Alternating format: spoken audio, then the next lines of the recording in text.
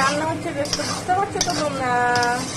আজকে হচ্ছে লাউ দিয়ে চিংড়ি মাছ, একটু জিরে রাঁধুনি ফোড়ন দিয়েছি। আর আমি না মাঝে মাঝে কিন্তু ফোড়ন ভুলে যাই, বুঝেছো।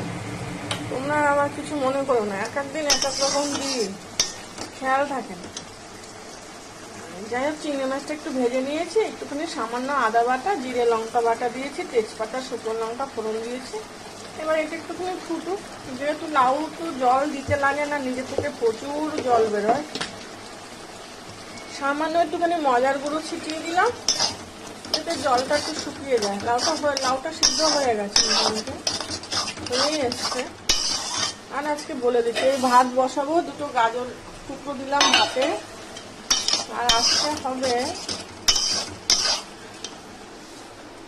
এই ইলিশ মাছ করবো। এটার মধ্যে আছে সর্ষে, সামান্য একটুখানি দই আর দিয়ে এই যে ইলিশ মাছটা ফ্রিজে জলে ভিজিয়ে রেখে দিয়েছি, এটা ইলিশ মাছ হবে আজকে। আর আজকে আর বিশেষ কিছু রান্না হবে না। সকালবেলা শ্যামা চালের ফেনা ভাত করে খেয়েছিলাম, তোমাদেরকে তো দেখিয়েছি আমি। এটা শ্যামা চাল ছিল, তোমরা সেরকম ভাবে কেউ এখনো সঠিক উত্তর দিতে পারোনি, তাই আমি এই ভিডিওতেই বলে দিলাম এটা কি ছিল। বুঝতে পেরেছো?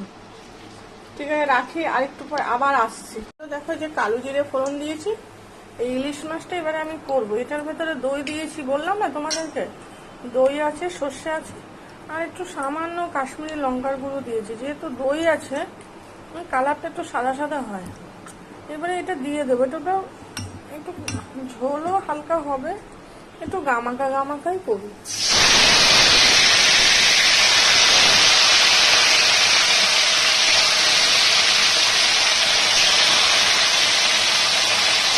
দইটা দিলে না ইলিশ মাছে একটু গ্যাস হতে চায়, তো দইটা দিলে গ্যাসটা হয় না।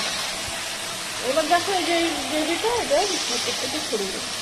এবার একেবারে আমি চাপা দিয়ে রেখে দেবো, গ্যাস কমিয়ে। এটার মধ্যে নুন হলুদ একটু সামান্য, যেহেতু টক দই দিয়েছি, সামান্য 2-3 দানা চিনি ফেলে দিয়েছি। এবার দেখো এটা একটুখানি এই বাটিটা ধুয়ে আমি সামান্য একটু জল দেবো, দিয়ে এটা চাপা দিয়ে রেখে দেবো। ব্যাস হয়ে যাবে, সুন্দর করে গামাকা করে হয়ে যাবে। তোমরা এরকম করে দেখতে পারো, আমি মাঝে মাঝে এইভাবে করি। তো একটু পোস্ত বাটা দেই, আজকে আর ইচ্ছা করছে না গরমের ভেতরে। ঠিক আছে, রাখছি, একটু পরে। দেখো বন্ধুরা,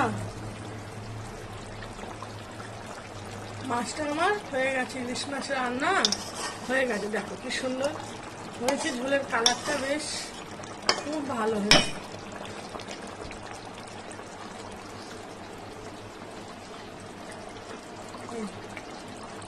হয়ে গেছে, একটু সর্ষের তেল, কাঁচা সর্ষের তেল দিয়ে নামিয়ে দেবো।